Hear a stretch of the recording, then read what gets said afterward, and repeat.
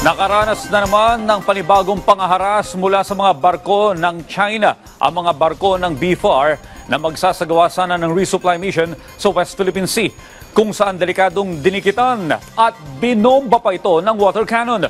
Si Ryan Lesigue sa detalye exclusive. Distance 100 meters at 6 o'clock. Hinaras na naman ng barko ng China ang ilang barko ng Pilipinas sa West Philippine Sea. Sa eksklusibong video na nakuha ng PTV, kita ang pagdikit at pambobomba ng water cannon ng barko ng China sa barko ng BFAR. Sa isa pang video, kita ang tuloy-tuloy na pagpapakawala ng water cannon mula sa CCG. Nangyari ito 14 nautical miles mula sa Panatag Shoal o Scarborough Shoal. Sa nakuhang impormasyon ng PTV, magsasagawa sana ng resupply mission ng BRP Dato Cabaylo nang dikitan sila ng barko ng China. 3301 at 7 o'clock, estimated distance 70.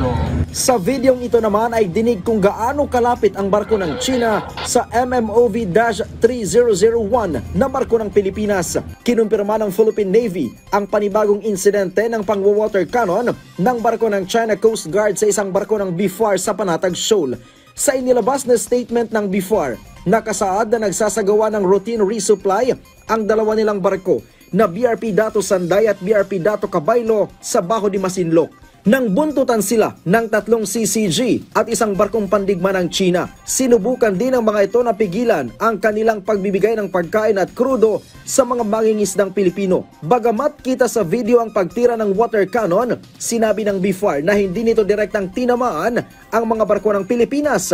Sa kabila ng mga isinagawang dangerous maneuvers, ay naituloy pa rin ang resupply mission sa 7 Filipino mother boats sa lugar.